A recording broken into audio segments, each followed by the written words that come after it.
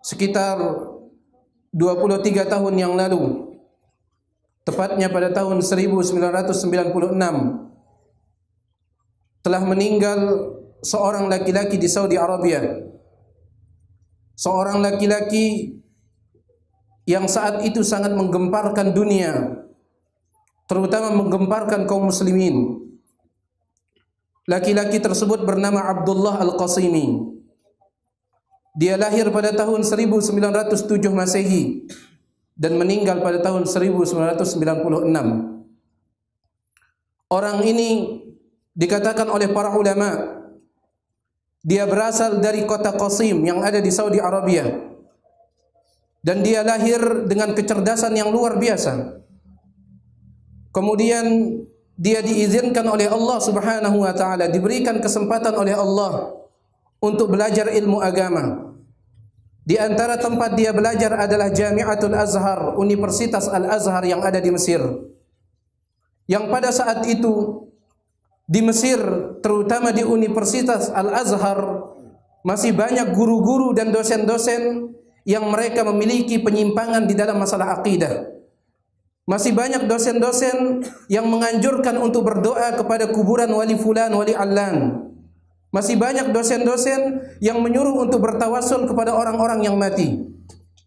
Di antara salah seorang dosennya pada saat itu yang bernama Yusuf Ad-Dajwi, dia menulis satu kitab yang menyuruh orang untuk berdoa kepada orang yang mati. Maka Abdullah Al-Qasimi, sang murid, dia pun membantah dosennya tersebut. Dia membantah gurunya tersebut. Bahkan dia menulis satu kitab yang sangat luar biasa untuk membantah gurunya. Gara-gara bantahannya itu, dia pun dipecat dari Universitas Al-Azhar. Namun ketika dia dipecat, dia tidak berhenti. Dia terus membantah para ulama yang memiliki penyimpangan di negeri Mesir pada saat itu. Dia menulis kitab-kitab yang membela dakwah tauhid, dakwahnya Syekh Muhammad bin Abdul Wahhab. Dia menulis kitab-kitab yang membantah tentang kesyirikan dan kebid'ahan. Begitu pula ia menulis satu kitab yang sangat luar biasa, yang dipuji oleh hampir seluruh para ulama pada saat itu.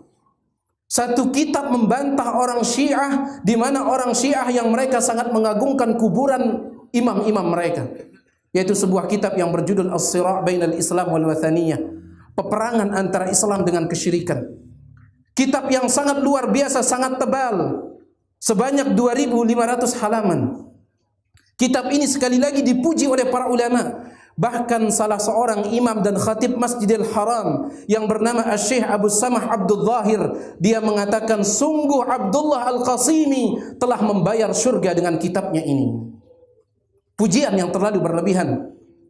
Kitabnya ini, dengan dia berhasil menulis kitab ini, sungguh dia telah berhasil membayar surganya Allah Subhanahu wa taala. Dan Abdullah Al-Qasimi sangat bangga dengan kitabnya tersebut.